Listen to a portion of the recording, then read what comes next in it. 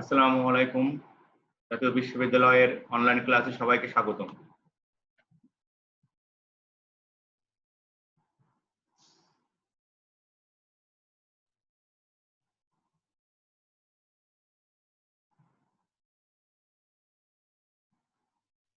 প্রিয় ছাত্রছাত্রীবৃন্দ, পদার্থবিজ্ঞান বেসে অনার্স তৃতীয় বর্ষের ইলেকট্রনিক্স 1 এর পক্ষ থেকে আমি মোহাম্মদ ফয়সাল ইসলাম সাগর, অধ্যাপক, জাতীয় বিশ্ববিদ্যালয় এর অনলাইন ক্লাসে সবাইকে স্বাগতম জানিয়ে অপারেশনাল অ্যাম্প্লিফায়ারের দ্বিতীয় অংশ আলোচনা করছি, লেকচার নাম্বার 14।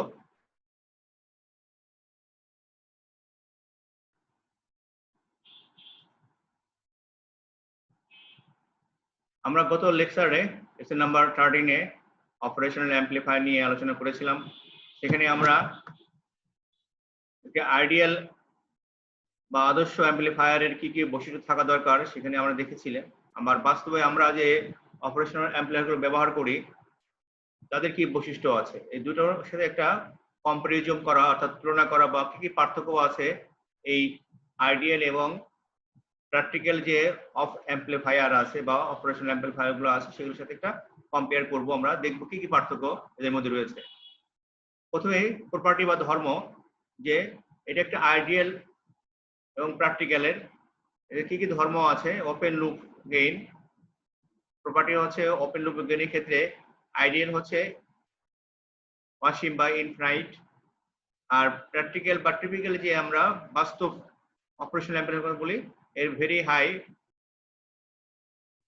প্রায় ভোল্টেজ গেইন হচ্ছে 10,000-এর উপরে, 10,000-এর থেকে উপরের দিকে ওপেন লুপ এর voltage gain. Open loop bandwidth হচ্ছে আইডিয়াল ক্ষেত্রে অসীম, আর প্র্যাকটিক্যাল বা বাস্তব যে অপারেশনাল তার অ্যাপ্রক্সিমেটলি 10 হার্টজ ডোমিনেটেড পোলের রেঞ্জের মধ্যে।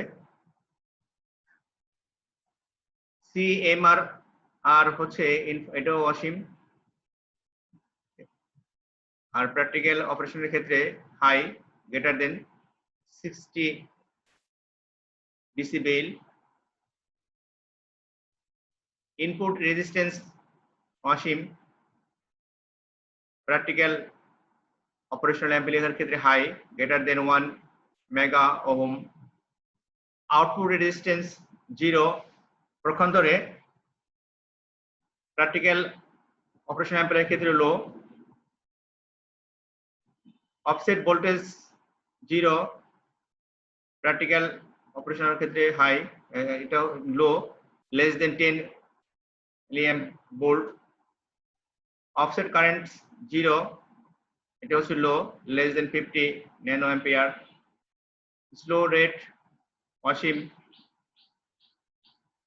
ফিউ আর ভোল্ট বা মাইক্রো পার মাইক্রো সেকেন্ডের স্লো রেট। ড্রিফট হচ্ছে 0, এটা ড্রিফট হচ্ছে লো। এগুলো হচ্ছে একটি আইডিয়াল এবং টিপিক্যাল প্র্যাকটিক্যাল অ্যাম্প্লিফায়ারের মধ্যে পার্থক্য। বাস্তবে আমরা আইডিয়ালের যে বৈশিষ্ট্যগুলো জানি সেই বৈশিষ্ট্যগুলো এই ধরনের অপারেশনাল অ্যাম্প্লিফায়ার পাওয়া যায় না বা ব্যবহার করা যায় না, কিন্তু সচরাচর আমরা যেগুলো ব্যবহার করি সেটা হচ্ছে এই বৈশিষ্ট্য অধিকারী যে সমস্ত অ্যাম্প্লিফায়ার গুলো আছে সেগুলি আমরা ব্যবহার করি বিভিন্ন ইলেকট্রনিক ডিভাইসে বা প্র্যাকটিক্যাল ক্লাসগুলোতে। আমরা চলে যাব আমাদের পরবর্তী টপিকস, অপারেশনাল অ্যাম্প্লিফায়ারের ইনভার্টিং কার্যক্রম। যে আমরা জানি যে অপারেশনাল ইনভার্টিং বা অ্যাম্প্লিফায়ারের বিভিন্ন ধরনের কার্যক্রম বা অপারেশন রয়েছে, তার ভিতরে inverting, non inverting and so on. প্রথমে আমরা ইনভার্টিং কার্যক্রম কাকে বলে সেটা দেখি। যে যখন অপারেশনাল অ্যাম্প্লিফায়ারের বিবর্ধকের ইনভার্টিং ইনপুটের সিগন্যালকে যখন একটি অপারেশনাল বিবর্ধকের ইনভার্টিং ইনপুটে সিগন্যালকে প্রয়োগ করে এর নন ইনভার্টিং ইনপুটকে ভূসংগত করা হয় তখন একে ইনভার্টিং কার্যক্রম বলে। অর্থাৎ যেটা হচ্ছে যে ইনভার্টিং এর মধ্যে দিয়ে আমরা যখন তথ্য প্রেরণ করব বা কোন সিগন্যাল প্রেরণ করব ওই ক্ষেত্রে নন ইনভার্টিং প্রান্তকে গ্রান্ট করতে হবে, অর্থাৎ এটাকে ভূ সংযুক্ত বলা হয় বা গ্রান্ট করে আর্থিং করতে হবে। এই ধরনের অপারেশনাল বিবর্তককে বলা হয় ইনভার্টিং কার্যক্রম। ইহা ইনপুট সিগন্যালকে বিপরীত করে অ্যাম্প্লিফাইড করে, তবে আউটপুট ও ইনপুট পরস্পর দশায় থাকে, অর্থাৎ এটিতে আউটপুট এবং ইনপুটের যে সিগন্যালগুলো এর পরস্পর বিপরীত দশায় থাকে। তাহলে ইনভার্টিং এর মূল কাজ হচ্ছে সিগন্যালকে সে অ্যাম্প্লিফাইড করে এবং এই এদের সিগন্যালগুলো ইনপুট এবং আউটপুট সিগন্যাল পরস্পর বিপরীত দশায় থাকে। এখানে আমরা একটি অপারেশনাল অ্যাম্প্লিফায়ারের সিম্বল দেখতে পাচ্ছি, ভোল্টেজ গেইন, আউটপুট ভোল্টেজ বা ইনপুট ভোল্টেজ, ফিডব্যাক, এখানে একটা ফিডব্যাক রেজিস্ট্যান্স আছে, ইনপুট আর্থিং, যেখানে দেখা যাচ্ছে যে এটাকে আর্থিং করা হয়েছে। এটি হলো একটি ইনভার্টিং কার্যক্রমের ডায়াগ্রাম। এখানে নন ইনভার্টিং কে ভূ সংযুক্ত করা অর্থাৎ গ্রাউন্ড করা হয়েছে। এখানে এটা হচ্ছে এখান দিয়ে সিগন্যাল গুলো যাচ্ছে, তারপরে একটা রিভার্স রেজিস্ট্যান্স বা ফিডব্যাক রেজিস্ট্যান্স প্রয়োগ করা হয়েছে। এখানে এদের যে configuration of differential amplifier using operation OPM অর্থাৎ অপারেশনাল অ্যাম্প্লিফায়ারের একটা ডায়াগ্রাম দেখলাম। অপারেশনাল অ্যাম্প্লিফায়ারের নন ইনভার্টিং কার্যক্রম, আমরা কাকে এই নন ইনভার্টিং কার্যক্রম বলবো যদি আমরা একটু সংজ্ঞা আকারে দেখি, যে যখন একটি অপারেশনাল বিবর্ধকে নন ইনভার্টিং ইনপুটে সিগন্যালকে প্রয়োগ করে এর ইনভার্টিং ইনপুটকে ভূ সংযুক্ত করা হয় তখন একে নন ইনভার্টিং কার্যক্রম বলে। এক্ষেত্রে আউটপুট এবং ইনপুট পরস্পর সমদশায় থাকে। তাহলে যখন নন ইনভার্টিং কার্যক্রম হবে তখন কিন্তু ইনভার্টিংটা আর্থিং করা হবে অর্থাৎ গ্রাউন্ড করা হবে, আর যখন ইনভার্টিং কার্যক্রম হবে তখন নন ইনভার্টিং কে আর্থিং করা হবে, দুটো বিপরীত। আমরা যদি একটু পিছন দিকে আবার যাই, এখানে এটা ছিল গ্রাউন্ড করা হয়েছে, এটা ছিল ইনভার্টিং কার্যক্রম, এর জন্য ইনভার্টিং এর ক্ষেত্রে নন ইনভার্টিং কে আর্থিং করা হয়েছে, আর যখন নন ইনভার্টিং হবে তখন এটাকে অর্থাৎ ইনভার্টিং কে আর্থিং করা হবে। আবার যাচ্ছে আমাদের মূল কার্যক্রমে। তাহলে যখন একটি অপারেশনাল বিবর্ধকে নন ইনভার্টিং ইনপুটে সিগন্যালকে প্রয়োগ করে এর ইনভার্টিং ইনপুটকে ভূ সংযুক্ত করা হয় অর্থাৎ গ্রাউন্ড করা হয় তখন একে নন ইনভার্টিং কার্যক্রম বলে। এক্ষেত্রে আউটপুট এবং এই সিগন্যালগুলো থাকবে সমদশায়, আর ইনভার্টিং এর ক্ষেত্রে ছিল পরস্পর বিপরীত দশায় ছিল ইনপুট এবং আউটপুট সিগন্যাল। অপারেশনাল বিবর্ধকের একটি একপ্রান্তিক কার্যক্রম, যখন একপ্রান্তিক কার্যক্রম মানে যখন একটি বিবর্ধকের অপারেশনাল বিবর্ধকের যে কোনো একটি ইনপুটে সিগন্যাল প্রয়োগ করা হয়, অপরটি তখন ইনপুটকে ভূ সংযুক্ত করা হয় গ্রাউন্ড করা, তখন তাকে বলা হয় একপ্রান্তিক। অর্থাৎ একটি ইনপুট দিয়ে আমরা জানি যে অপারেশনাল অ্যাম্প্লিফায়ারের দুটো ইনপুট সিগন্যাল লাইন থাকে, একটি হচ্ছে ইনভার্টিং আর একটা হচ্ছে নন ইনভার্টিং। একটিকে যখন আমরা সিগন্যাল প্রয়োগ করব অন্যটিকে যখন আমরা গ্রাউন্ড করব বা ভূ সংযোগ করব তখন একে বলা হয় একপ্রান্তিক। আর দ্বিপ্রান্তিক হচ্ছে যখন দুটো ইনপুট দিয়ে কোনো সিগন্যাল পাঠানো হবে তখন তাকে বলা হবে ডাবল প্রান্তিক বা দ্বিপ্রান্তিক কার্যক্রম। এক্ষেত্রে সবচেয়ে ভালো আউটপুট পাওয়া যায় যখন একটি মাত্র ইনপুট সিগন্যালের মাধ্যমে অপর বিবর্ধকের উভয় ইনপুটে সিগন্যালকে প্রয়োগ করা হয় বা উভয় ইনপুটে পৃথকভাবে পরস্পর বিপরীত ইনপুট সিগন্যাল প্রয়োগ করা হয় তখন তাকে অপারেশনাল বিবর্ধকের দ্বিপ্রান্তিক কার্যক্রম বলে। দ্বিপ্রান্তিক আউটপুট বিশিষ্ট বিবর্ধকের কার্যক্রম, আউটপুট দুটি থাকবে মানে দ্বিপ্রান্তিক থাকবে, দুটি আউটপুট প্রান্ত থাকবে। একটি ইনপুট সিগন্যালকে যে কোনো ইনপুটে যুক্ত করে অপর ইনপুটকে ভূ সংযোগ করলে উভয় আউটপুটের প্রান্ত থেকে পরস্পর বিপরীত পোলারিটির দুটি বিপরীত আউটপুট সিগন্যাল পাওয়া যায়, একে দ্বিপ্রান্তিক কার্যক্রম বলে। এরপরে আমরা দেখি বিবর্ধকের কমন মোড কার্যক্রম। যখন কোনো অপারেশনাল অ্যাম্প্লিফায়ারের উভয় ইনপুটে একই সিগন্যাল প্রয়োগ করা হয় তখন তাকে বলা হয় কমন মোড কার্যক্রম। অর্থাৎ দুটো ইনপুট দিয়ে একই ধরনের সিগন্যাল যখন প্রয়োগ করা হয় এই ধরনের অপারেশনাল অ্যাম্প্লিফায়ারকে বলা হয় কমন মোড কার্যক্রম।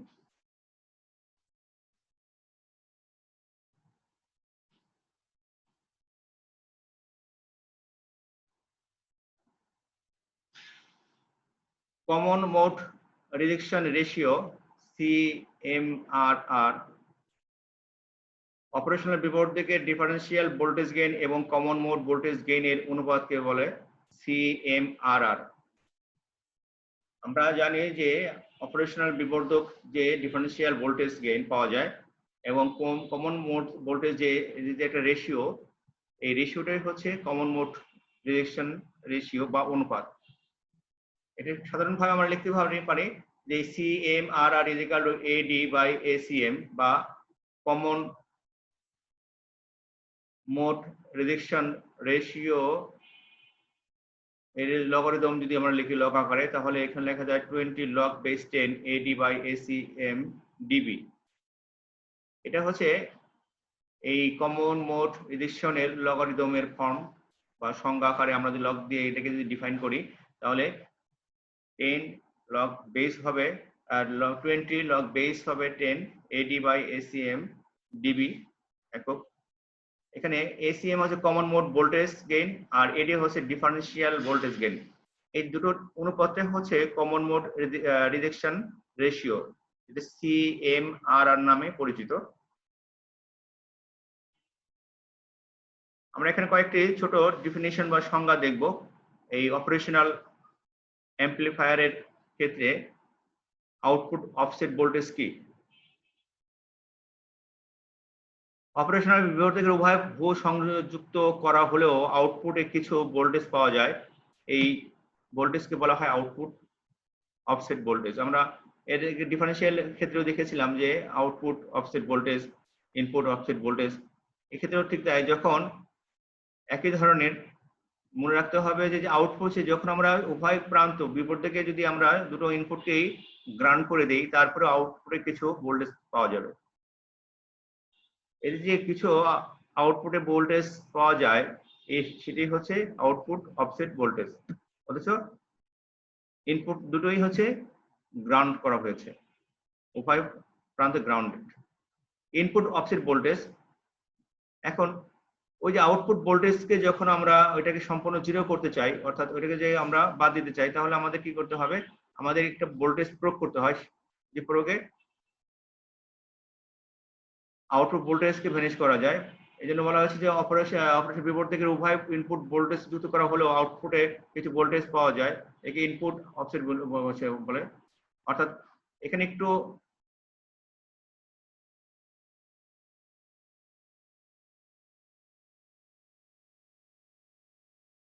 মিস্টেক আছে। এখানে একটু মিস্টেকটা হলো যে আউটপুটে ভোল্টেজ অফসেট ভোল্টেজকে শূন্য করার জন্য যে ভোল্টেজটা প্রয়োগ করা হয় সেটি হচ্ছে ইনপুট অফসেট ভোল্টেজ। এই সংখ্যাটা একটু ভুল আছে, যে আউটপুট ভোল্টেজকে অফসেট ভোল্টেজকে শূন্য করার জন্য ইনপুটে যে ভোল্টেজ প্রয়োগ করা হয় সেটি হচ্ছে ইনপুট অফসেট ভোল্টেজ, সংখ্যাটা একটু থিওরিটিক্যালি ভুল আছে। ইনপুট বায়াস কারেন্ট, এই বিবর্ধকের ইনপুট ট্রানজিস্টর দুটি পুরোপুরি এক হয় না, ইনপুটে বায়াস সামান্য গড় কারেন্ট থাকে, এই গড় মানটাই হলো input bias current. Virtual ground বা অলিক বিন্দু বা অলিক গ্রাউন্ড, যদি আমরা এখানে দেখি, এটা খুবই গুরুত্বপূর্ণ একটা পয়েন্ট বা গ্রাউন্ড। এটা এই পয়েন্টটা থেকে এই কারেন্ট এখানে থেকে ভাগ হয়ে যাচ্ছে, এদিকে আসে এবং এটা এদিকে যাচ্ছে, এই পয়েন্টটাকে বলা হচ্ছে ভার্চুয়াল গ্রাউন্ড বা অলিক বিন্দু। ইনভার্টিং ইনপুটে অবস্থিত যে বিন্দুতে ভোল্টেজ এবং কারেন্ট উভয়ই শূন্য হয় তাকে বলা হয় অলিক গ্রাউন্ড বা বিন্দু। এই পয়েন্টে হচ্ছে ভোল্টেজ এবং কারেন্ট উভয়ই জিরো, এই ধরনের একটি পয়েন্টকে বলা হয় গ্রাউন্ড বা অলিক বিন্দু।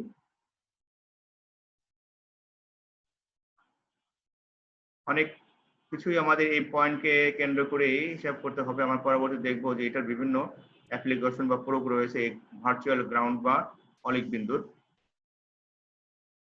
এরপর আরেকটা ছোট্ট একটা সংজ্ঞা রয়েছে স্লু রেট। প্রতি ম্যাক্রো সেকেন্ডে একটি অপারেশনাল বিবর্ধকের আউটপুট ভোল্টেজের সর্বোচ্চ পরিবর্তনকে স্লু রেট বলে।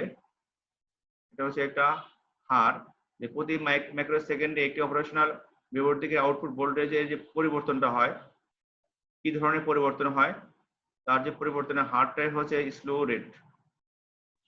তাহলে এখানে কয়েকটি ডিফারেন্স সংখ্যা আমরা দেখলাম, এখানে এই সংখ্যাটা একটু চেঞ্জ করে নিতে হবে।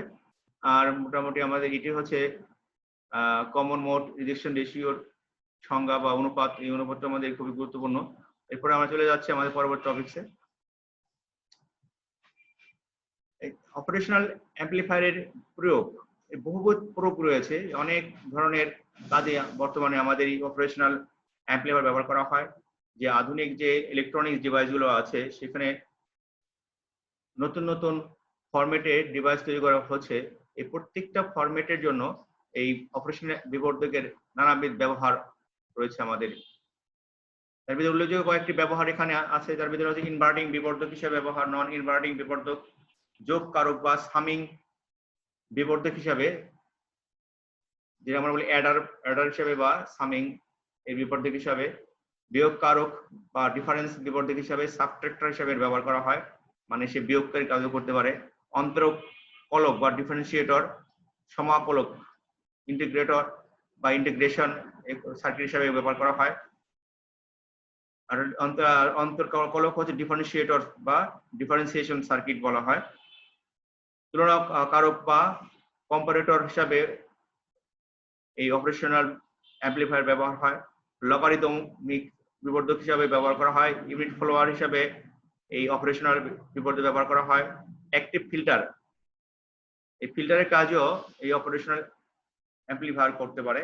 তাহলে দেখা যাচ্ছে অনেকগুলো ব্যবহার এখানে রয়েছে, এই 10টা পয়েন্ট ছাড়াও আরো অনেক ধরনের ব্যবহার রয়েছে। আমরা এই ইনভার্টিং অ্যাম্প্লিফায়ার, নন ইনভার্টিং অ্যাম্প্লিফায়ার, তারপরে এই অ্যাডার, সামিং বা সাবট্রাক্টর, কম্পারেটর, এগুলো কয়েকটা নিয়ে পরবর্তীতে আলোচনা করব, কারণ সবগুলো নিয়ে আলোচনা করতে গেলে যে সময়ের প্রয়োজন ক্লাসে সেটা সম্ভব হবে না। বইয়ের অনেকগুলো টপিক রয়েছে এগুলো, তোমরা এই টপিকগুলো অবশ্যই দেখবে। আমরা পরবর্তী ইনভার্টিং, নন ইনভার্টিং বিবর্ধক, তারপরে অ্যাডার, সাবট্রাক্টর, এরপরে কম্পারেটর, এই বিষয়ে এগুলো নিয়ে আলোচনা করব।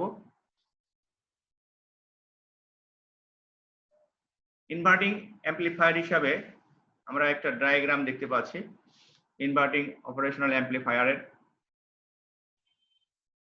এটা হচ্ছে ডিপ পার্থক্য ইনপুট এবং দুটি ইনপুটের মধ্যে ডিফারেন্স। এটা হচ্ছে ভার্চুয়াল পয়েন্ট, যেটা বলছিলাম যে এটা খুবই গুরুত্বপূর্ণ, যে অলিক বিন্দু বা ভার্চুয়াল আর্থ বলা হয়, সামিং পয়েন্টও বলে অনেক সময় এটাকে, সামিং পয়েন্ট, যেখানে ভোল্টেজ এবং কারেন্ট উভয় শূন্য হয়ে যায়। আমরা আগে একটা সংজ্ঞা দেখেছিলাম যে ভার্চুয়াল গ্রাউন্ড বা অলিক বিন্দু, যে ইনভার্টিং ইনপুটে অবস্থিত যে বিন্দুতে ভোল্টেজ এবং কারেন্ট উভয় শূন্য হয়ে যায়, এরকম একটি গুরুত্বপূর্ণ পয়েন্ট হচ্ছে এই পয়েন্টটা।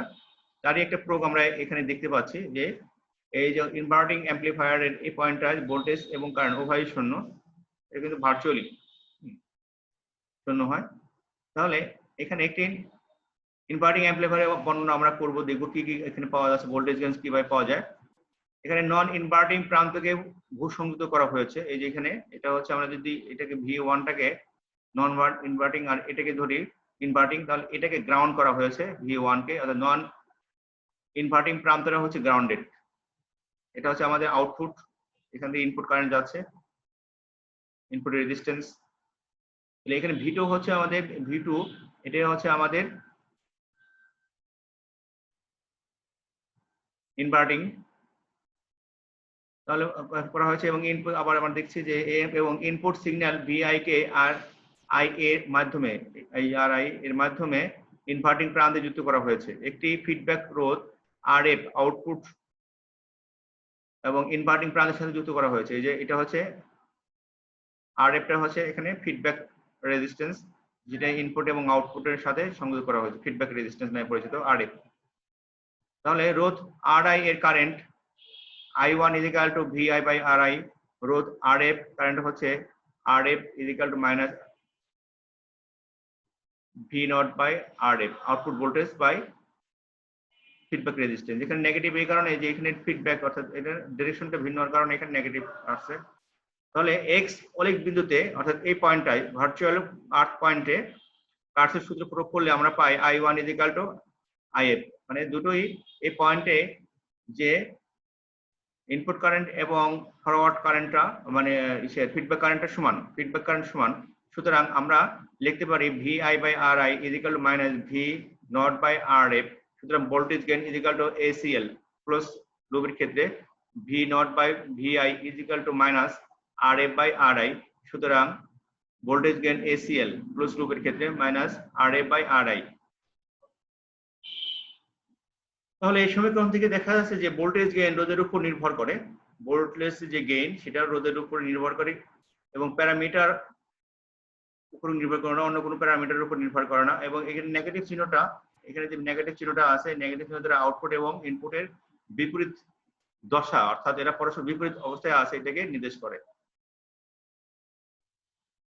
তাহলে আমরা একটি ইনভার্টিং অ্যাম্পলিফায়ারের ভোল্টেজ গেইন নির্ণয় করলাম ক্লোজ লুপ দিয়ে। এখানে সিএল ক্লোজ লুপ কার্সর সূত্র প্রয়োগ করে। তোমরা এটা খুবই গুরুত্বপূর্ণ, তোমরা বই থেকে এই জিনিসগুলো পড়বে, দেখবে, এখান থেকে হেল্প নিয়ে। আমি এখানে অনেক সমীকরণই শর্টে লিখেছি, বোর্ডে লেখা সম্ভব করা হয়নি। তোমরা এগুলো বই থেকে সব লিখবে এবং দেখবে। আমি শুধু তোমাদের একটা ভালো ধারণা দেওয়ার জন্য বা এই সম্পর্কে ধারণার জন্য এগুলো আমি লিখেছি। আমি চলে যাচ্ছি পরবর্তী টপিকসে, নন ইনভার্টিং অ্যাম্পলিফায়ার। এক্ষেত্রে কিন্তু বলে রাখি যে এখানে গ্রাউন্ডেড হবে কিন্তু ইনভার্টিং প্রান্ত, আর নন ইনভার্টিং প্রান্ত কিন্তু এখানে অ্যাক্টিভ থাকবে। ঠিক ইনভার্টিং এর বিপরীত, নন ইনভার্টিং বিপরীতের একটি ইনপুট ভোল্টেজ ভিআই এবং নন ইনভার্টিং ভোল্ট প্রান্ত যুক্ত করা হয়েছে। এটা রোধ R1 এবং ফিডব্যাক রোধ R2 সে যুক্ত লোড কারেন্ট ফিডব্যাক রোধ R2 এর মধ্যে দিয়ে প্রবাহিত হয়। সুতরাং voltage gain ACL is equal to 1 plus R1 by R2। Non inverting বিপরীতের ক্লোজড লুপ ভোল্টেজ গেইন নির্দেশ করে। এটা একটু আমি আরো শর্টে লিখেছি। এক্ষেত্রে এখানে কিন্তু মনে রাখতে হবে যে এটা এই প্রান্তটা কিন্তু ইনভার্টিং প্রান্ত, এটা গ্রাউন্ডেড করা হয়েছে এটা, আর এটা হচ্ছে নন ইনভার্টিং প্রান্ত, ঠিক ইনভার্টিং এর বিপরীত। এজন্য এখান থেকে রেজিস্ট্যান্স আসছে এভাবে এবং AB = 1 plus R1 by R2। এটাই হচ্ছে একটি ক্লোজ লুপ নন ইনভার্টিং বিবর্ধকের ভোল্টেজ গেইন।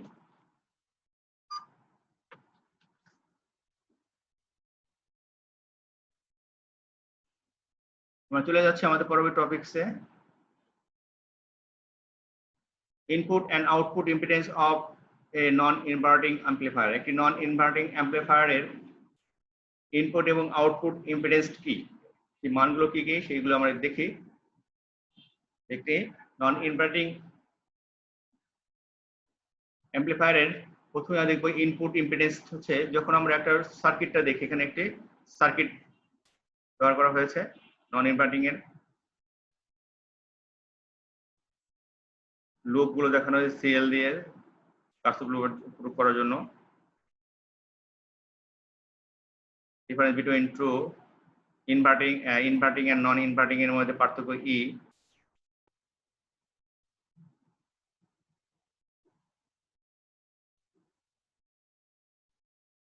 ওপেন লুপের ক্ষেত্রে নন ইনভার্টিং বিবর্ধকের জন্য input impedance R I in, এখানে এটি হচ্ছে যে আর আই ইন, এটা হচ্ছে ইনপুট ইম্পিডেন্স। ক্লোজ লুপের জন্য ইনপুট ইম্পিডেন্স হচ্ছে আর আই ইন সিএল। চিত্র থেকে আমরা এটাকে লিখতে পারি E is equal to VI minus V2 is equal to VI input voltage minus beta V naught. যেহেতু V naught is equal to E A O P এবং E is equal to input current এবং input impedance. এখানে input ইম্পিডেন্সটা R in দিয়ে প্রকাশ করা হয়েছে। তাহলে আমরা এই সমীকরণটা থেকে এইভাবে লিখতে পারি, মানগুলো বসাই দিলে input voltage is equal to E plus beta naught is equal to E plus E beta F operational voltage gain এর। সুতরাং E is equal to 1 plus beta AOP বা VI is equal to V in। সুতরাং R in is equal to 1 plus beta AOP। সুতরাং input impedance CL close লুপের ক্ষেত্রে R in into 1 plus beta AOP, এই close লুপের ক্ষেত্রে নন inverting বিবর্ধকের impedance. এবং একই রকম ভাবে আমরা আউটপুট ইম্পিডেন্স লিখতে পারি V naught CL is equal to R naught 1 plus beta AOP। এখানে লক্ষণীয় যে এটা কিন্তু ক্লোজ লুপ CL আর এখানে CN এর পার্টি আছে, আর এটাও ঠিক একরকম আউটপুটের জন্য close loop R naught CL এবং R naught।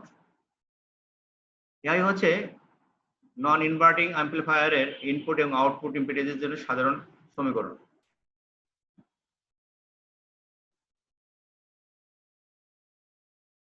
অ্যাডার বা সামিং অ্যাম্পলিফায়ার আমরা জানি যে বহুবিধ ব্যবহার রয়েছে অপারেশনাল অ্যাম্পলিফায়ারের, তার মধ্যে আরেকটা উল্লেখযোগ্য হচ্ছে অ্যাডার হিসাবে মানে যোগকারী হিসাবে এরা কাজ করে। একাধিক কারেন্ট, একাধিক ভোল্টেজ, একাধিক রোধ এরা বিভিন্ন পর্যায়ে যোগ করে কাজ করতে পারে, এই জন্য এদেরকে বলা হয় অ্যাডার।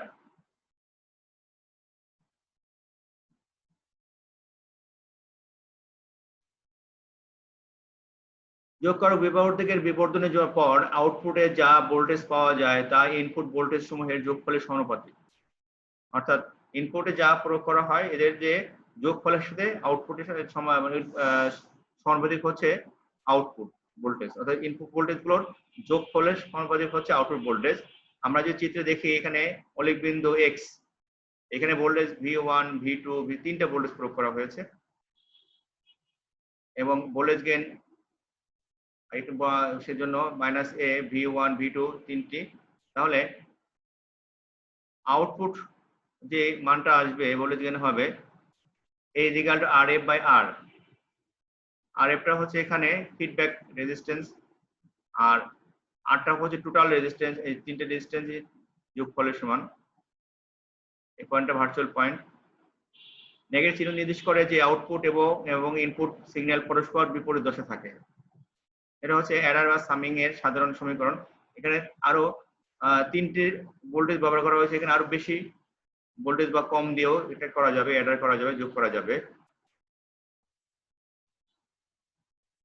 সাবট্রাক্টর বা ডিফারেন্স অ্যাম্পলিফায়ার হিসাবে অপারেশন অ্যাম্পলিফায়ার ব্যবহার। এখানে আমরা একটি সাবট্রাক্টরের চিত্র দেখতে পাচ্ছি। দুটো ভোল্টেজ V1 V2 রয়েছে, রেজিস্ট্যান্স R1 R2 রয়েছে, R1 R2 সমান মানে এখানে R2 এটাও মান এটা সমান, পজিটিভ নেগেটিভ প্রান্ত।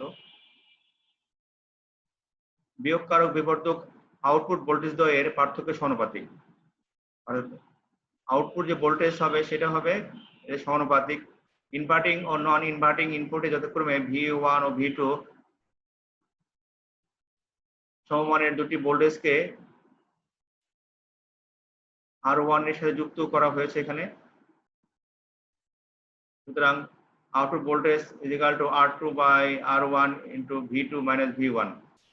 আউটপুট ভোল্টেজ ইনপুট ভোল্টেজ দ্বয়ের বিয়োগফলের বা পার্থক্যের সমানুপাতিক।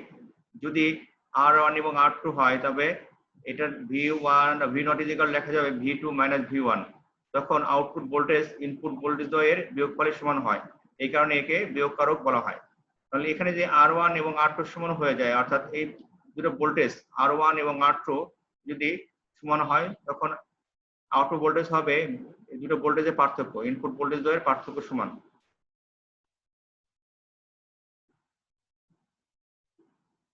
তখন এটাকে বিয়োগকারক বলা হয়।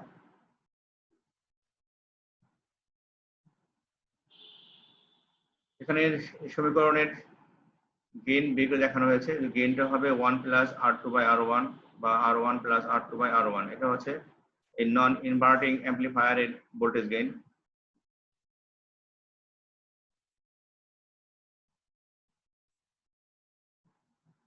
অপারেশনাল অ্যাম্পলিফায়ারের আরেকটি ব্যবহার রয়েছে বা প্রয়োগ রয়েছে কম্পারেটর হিসাবে এরা বা তুলনাকারক হিসেবেও ব্যবহার করা হয়।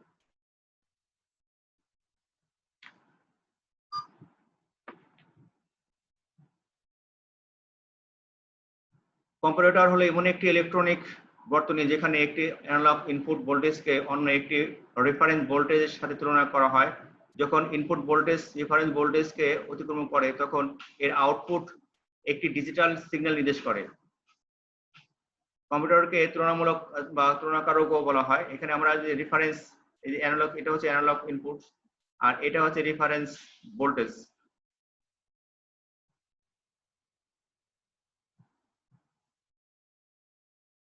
যদি ইনপুট ভোল্টেজ রেফারেন্স ভোল্টেজ বেশি হয়, ইনপুট ভোল্টেজটা রেফারেন্স ভোল্টেজ যদি বেশি হয়, তখন আউটপুট হবে প্লাস ভিসিসি, অর্থাৎ এটা ফরওয়ার্ড বায়াস হবে, ফরওয়ার্ড বায়াস কারেন্ট সাপ্লাই দেবে। আর যদি ইনপুট ভোল্টেজটা রেফারেন্স ভোল্টেজ থেকে কম হয়, ইনপুট ভোল্টেজ যদি রেফারেন্স ভোল্টেজের চেয়ে কম হয়, তাহলে আউটপুট ভোল্টেজ হবে নেগেটিভ ভিসিসি, অর্থাৎ তখন হবে রিভার্স বায়াস। আর রিভার্স বায়াস, তাহলে আমরা যদি একবার একটু চিত্রটা দেখি, ব্যাখ্যা করি, তাহলে চিত্র থেকে দেখা যায় যে ফরওয়ার্ড বায়াসের ক্ষেত্রে যখন ইনপুট ভোল্টেজটা আউট রেফারেন্স ভোল্টেজ চেয়ে বেশি, তখন এটা বাড়তে বাড়তে একসময় স্যাচুরেশন চলে আসে, সম্পৃক্ত অঞ্চলে চলে আসে, এটা বলে স্যাচুরেশন পয়েন্ট। পর আর বাড়বে না আউটপুট ভোল্টেজ, এটা সর্বোচ্চ পর্যায়ে ভিএসসি ফরওয়ার্ড বায়াসের ক্ষেত্রে, যখন input voltage is greater than reference voltage. এটা লিনিয়ার রিজিয়ন, নরমাল রিজিয়ন হচ্ছে এটা। আর যখন ইনপুট ভোল্টেজ রেফারেন্স ভোল্টেজে কম হয়, তখন এটা রিভার্স বায়াস হয়ে যায়। এখানে দেখা যাচ্ছে এইটা নেগেটিভ দিকে বাড়তে বাড়তে, এই যে ভিএস মাইনাস ভিসিসি করতে করতে এই পর্যন্ত স্যাচুরেশন হয়ে যায়, তখন আর নেগেটিভের দিকে বাড়বে না, রিভার্স আর বাড়বে না। এই অঞ্চলটাকে বলা হয় নরমাল লিনিয়ার রিজিয়ন, নেগেটিভ। তাহলে দুই ধরনের আমরা এখানে সোর্স দেখতে পাচ্ছি, একটা হলো ফরওয়ার্ড বায়াস প্লাস ভিসিসি, আর একটা হলো রিভার্স বায়াসের জন্য মাইনাস ভিসিসি। এটা ভোল্টেজ নেগেটিভের দিকে সাপ্লাই দিচ্ছে, নেগেটিভ ভোল্টেজ, আর এটা হচ্ছে পজিটিভ বায়াস, ডিপেন্ড করছে রেফারেন্স ভোল্টেজের উপরে। দুটি আমরা দেখি যে দুটি ইনপুট হলো, একটি ইনভার্টিং ও অন্যটি হচ্ছে নন ইনভার্টিং। যখন নন ইনভার্টিং ইনপুট ইনভার্টিং ইনপুটের চেয়ে বেশি হয়, তখন কম্পারেটরের আউটপুট উচ্চমানের হয়। আবার যখন কম্পারেটরের নন ইনভার্টিং ইনভার্টিং ইনপুটের চেয়ে কম হয়, তখন এর আউটপুট নিম্নমানের হয়। এটা হচ্ছে নিম্নমানের।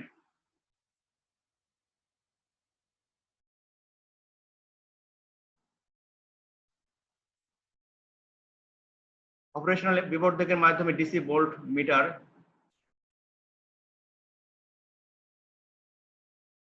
আমরা একটি বর্তনী দেখতে পাচ্ছি এবং তার কতগুলো ভ্যালু দেখা যাচ্ছে, মান। অপারেশনাল বিবর্ধকের মাধ্যমে একটি ডিসি মিলিমিটারের বর্তনী দেখানো হলো। এটা একটা ডিসি মিলিমিটারের বর্তনী। ইনপুট বর্তনীর সিগন্যালকে মিটার মিলি ভোল্টেজে নির্দেশ করে। এখানে অপারেশনাল বিবর্ধক উচ্চ ইনপুট ও স্কেল ফ্যাক্টরের একটি মিটার প্রদান করে। এই স্কেল ফ্যাক্টর হচ্ছে, আমরা একটি ম্যাট্রিক্স ফর্মে যদি এবার লিখি, I nought by VI is equal to I2 by R1 into 1 by R সমান সমান, যদি ভ্যালু গুলো ধরি এখান থেকে বসাই,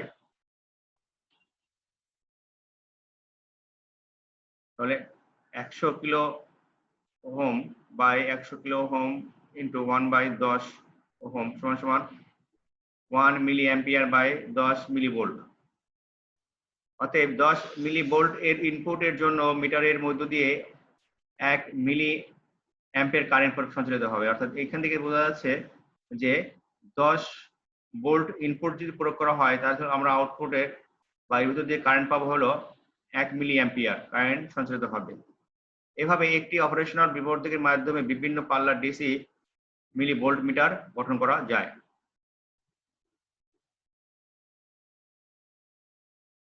তাহলে আমাদের মূল যে পয়েন্টটা হচ্ছে যে আমরা এখান থেকে দেখতে পাচ্ছি যে স্কেল ফ্যাক্টর থেকে, এই স্কেল ফ্যাক্টর থেকে কিন্তু বোঝা যায় যে এটি ডিসি মিলি ভোল্টের কার্যক্রম।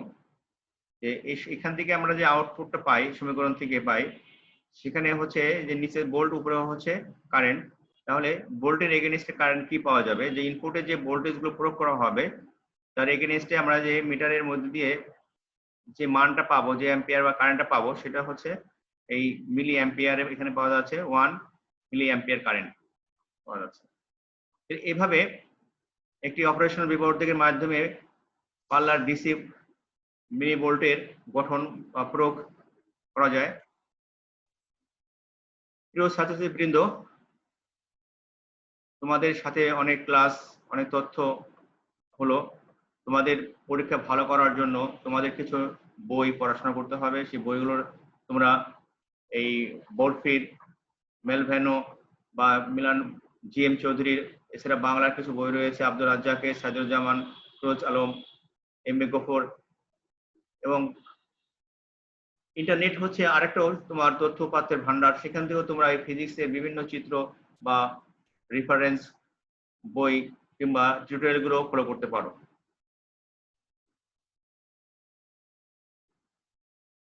সবাইকে আবারও ধন্যবাদ জানাচ্ছি জাতীয় বিশ্ববিদ্যালয়ের এই অনলাইন ক্লাসে যে তোমরা সম্পৃক্ত হয়েছো।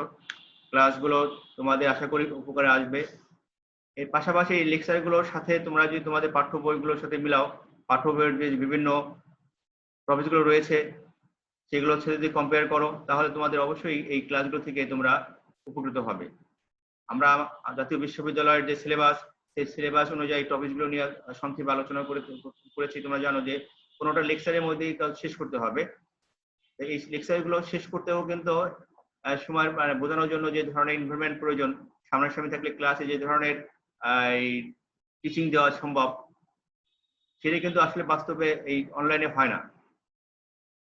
কারণ আমি একমুখী লেখাপড়া বলা চলে, আমি বলে যাচ্ছি, তোমরা শুনে যাচ্ছ, দেখে যাচ্ছ, তোমরা কোনো কাউন্টার জিজ্ঞাসা করতে পারছো না, বুঝতেছো না কিনা এটা হবে কি হবে না, এটা করা যাচ্ছে না। এই জন্য কিছুটা অনলাইনের সমস্যাও রয়েছে। তারপরেও আমি মনে করি যে এই করোনাকালীন মহামারীর সময় জাতীয় বিশ্ববিদ্যালয় তোমাদের জন্য যে এই ধরনের অনলাইন ক্লাস ব্যবস্থা করেছে, এই জন্য জাতীয় বিশ্ববিদ্যালয়কে ধন্যবাদ। পাশাপাশি তোমাদেরকে ধন্যবাদ জাতীয় বিশ্ববিদ্যালয়ের পক্ষ থেকে যে তোমরা এই মহামারীর সময়ও এই ধরনের অনলাইন ক্লাসে অংশগ্রহণ করছো বা পড়াশোনা চালিয়ে যাচ্ছ। সবাইকে ধন্যবাদ জানিয়ে আজকে এই পর্যন্তই। আল্লাহ হাফেজ।